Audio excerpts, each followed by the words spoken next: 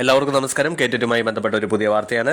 അതായത് കേറ്ററ്റ് യോഗ്യതയിൽ തട്ടി സംസ്ഥാനത്തെ 7 സ്കൂളുകളിലെ ഭിന്നശേഷി നിയമനവും പ്രതിസന്ധിയിലാകുന്നത്. ഈ വിഷയത്തിൽ സുപ്രീം കോടതി വിധി പോലും പരിഗണിക്കാതെയുള്ള സർക്കാർ തീരുമാനം മൂലം സ്കൂളുകളിലെ അധ്യാപക നിയമനത്തിന് എല്ലാ വിഭാഗക്കാർക്കും അധ്യാപക യോഗ്യത പരീക്ഷ നിർബന്ധമായിരിക്കെ അതിൽ സർക്കാർ സ്വമേധയാ ഇളവ് നൽകി കേറ്ററ്റ് പാസ്സാകാത്തവരെയും പരിഗണിച്ചതാണ് പ്രശ്നമായിരിക്കുന്നത്. റിപ്പോർട്ട് ചെയ്ത തസ്തികയിലേക്ക് 1772 പേരെ നിയമനത്തിനായി സർക്കാർ നിയോഗിച്ച ഉദ്യോഗസ്ഥ സമിതി അഭിമുഖത്തിലൂടെ കണ്ടെത്തിയെങ്കിലും ഇതിൽ പകുതിയിലേറെ പേരും കേറ്ററ്റില്ലാത്തവരാണ്.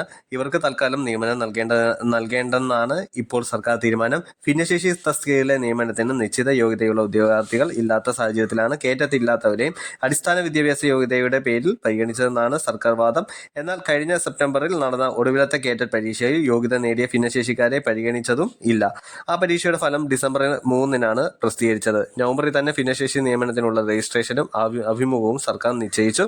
ജില്ലാതല ഉദ്യോഗസ്ഥ സമിതികൾ അഭിമുഖം നടത്തി നവംബർ 14 നിയമന ശുപാർശ നൽകാനായിരുന്നു നിർദ്ദേശം. എന്നാൽ 2 മാസം കൂടി കഴിഞ്ഞിട്ടും ആർക്കും നിയമന ശുപാർശ നൽകിയിട്ടില്ല.